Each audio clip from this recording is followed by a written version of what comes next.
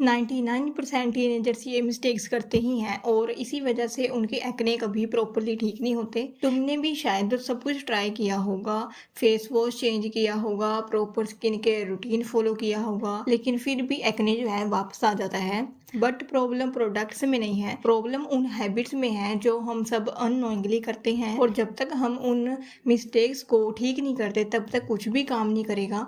चाहे आप कितना भी अच्छा रूटीन फॉलो कर लो या कितना भी एक्सपेंसिव प्रोडक्ट यूज़ कर लो।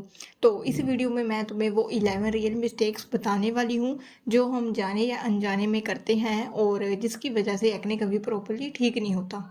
तो मिस्टेक नंबर फर्स्ट है, स्किन टाइप ही नहीं पता। सबसे पहली और सबसे कॉमन मिस्टेक है ये, हमें अपनी स्किन टाइप ही नहीं पता होती और फिर भी हम रैंडम प्रोडक्ट यूज़ करते जाते हैं।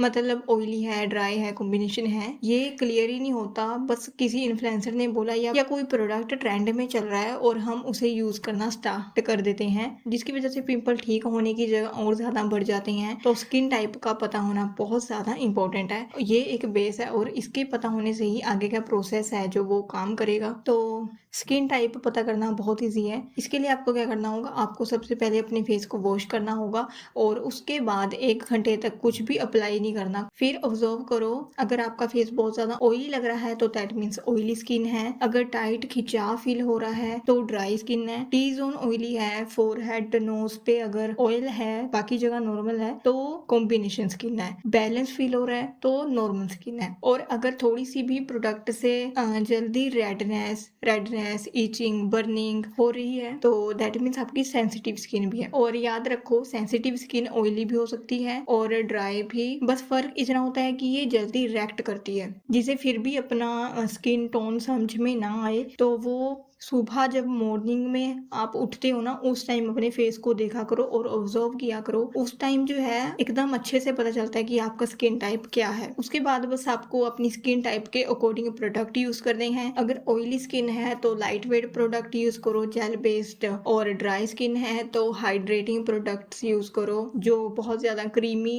प्रोडक्ट यूज करो। और सेंसिटिव स्किन है तो जेंटल और शूटिंग प्रोडक्ट यूज करो, तभी स्किन केयर एक्चुअली काम करेगा। मिस्टेक नंबर सेकंड है रैंडम प्रोडक्ट यूज करना। हम रैंडम प्रोडक्ट यूज करते रहते हैं। आज ये सीरम यूज कर लिया, कल कोई और सीरम यूज कर लिया, किसी इन्फ्लुएंसर ने रेकमेंड किया हो और हम तुरंत उसे यूज करने लग जाते हैं बिना ये जाने कि वो हमारी स्किन के लिए अच्छा है भी या नहीं।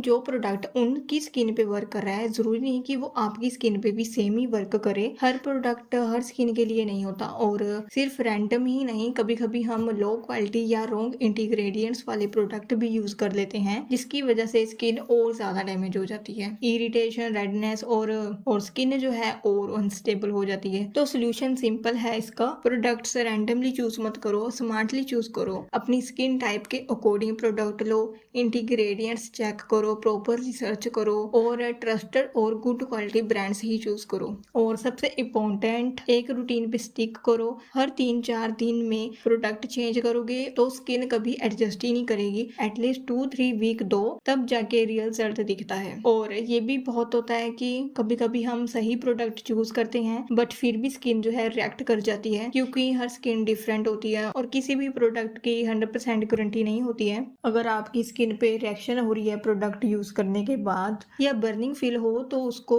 कम क्वांटिटी में यूज करना स्टार्ट करो और कुछ टाइम के लिए रुक जाओ। उसको थोड़े टाइम बाद यूज करना। धीरे धीरे आपकी जो स्किन है वो एडजस्ट करेगी उस प्रोडक्ट को।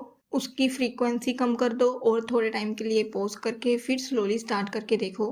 लेकिन अगर फिर भी बर्निंग हो रही है, ज़्यादा रेडनेस हो रही है और एक्ने सडनली वर्स्ट हो रहा है तो इमीडिएटली यूज़ करना बंद कर दो। नेक्स्ट टाइम कोई भी न्यू प्रोडक्ट यूज़ करने से पहले पैच टेस्ट ज़रूर करो। थोड़ा सा प्रोडक्ट अपने नेक या ईयर के पास लगा के चेक करो, फिर फेस पे यूज़ करो। मिस्टेक नंबर 3 है रैंडम होम रेमेडीज यूज़ करना। ये सबने किया होगा और ये सबसे बड़ा मिथ है कि नेचुरल है तो बेस्ट है और सबसे सेफ है। पहले मुझे भी यही लगता था, केमिकल फ्री है, सेफ है, बट नेचुरल ऑलवेज सेफ नहीं होता। लेमन, बेकिंग सोडा, टूथपेस्ट, रो गार्लिक, बहुत ज़्यादा टर्मरिक, ऐसी चीज़ें स्किन बैरियर को डैमेज कर सकती हैं। इरिटेशन और एलर्जी का रिस्क रहता है। हर स्किन अलग होती है, किसी को हनी सूट नहीं करता तो रेडनेस हो सकती सकती है, स्पेशली सेंसिटिव या एक्ने प्रोन स्किन में इरिटेशन जल्दी होती है, तो कुछ भी ऐसे नहीं यूज करना चाहिए। Professional skin care product scientifically balanced होते हैं और होम रेमेडीज में एसिडिटीज हाइजीन कंट्रोल नहीं होता, जिसकी वजह से रिजल्ट क्या आते हैं, कभी ग्लो आता है, कभी ब्रेकआउट्स भी हो जाता है। लॉन्ग टर्म पिगमेंटेशन, एक्ने और स्कार्स जैसे इश्यूज यूजुअली या सिर्फ पैक से सॉल्व नहीं होते। इसका सोल्यूशन यही है कि आप रैंडमली घरेलू नुस्खे ब्लाइंडली फॉलो मत करो, proper skin care routine product use करो जो स्पेशली स्किन के लिए बनाए जाते हैं।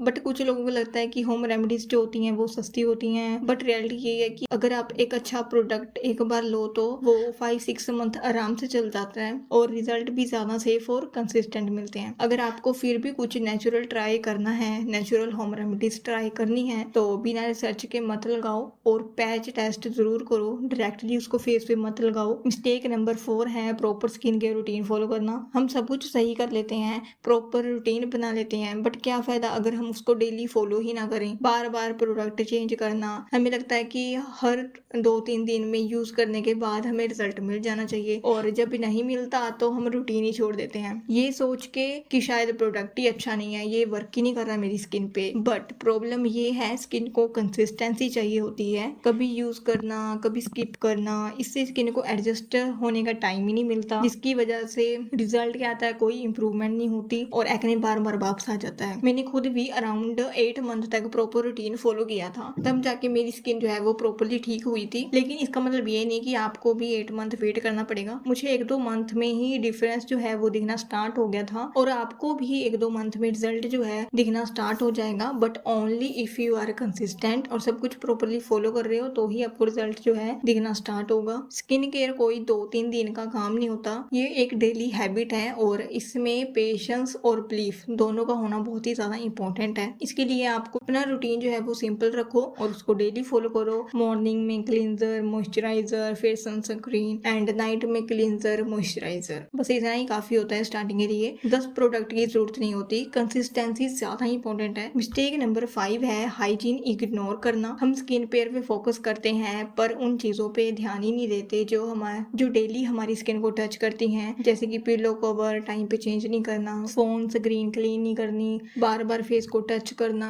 Same towel same pillow cover, dirty nails, ये सब ऑयल डर्ट और बैक्टीरिया कलेक्ट करते हैं और डायरेक्टली फेस पे ट्रांसफर होते हैं, और जब ये पोर्स में जाते हैं तो पोर्स जो है वो क्लोग हो जाते हैं, जिससे इरिटेशन होती है और एक्ने जो है और ज्यादा बढ़ता है। इसलिए अपनी क्लीन हैबिट्स रखो, पिलो कवर और बेडशीट को जल्दी चेंज किया करो, टॉवल को भी जल्दी वॉश किया करो, नेल्स क्लीन रखो, फेस को अननेसेसरी टच मत करो, और फेस वॉश सिर्फ 2 टाइम्स ही करो एक दिन में, बहुत ज्यादा आपको फेस को वॉश नहीं करना है। मिस्टेक नंबर 6 है फूड इग्नोर।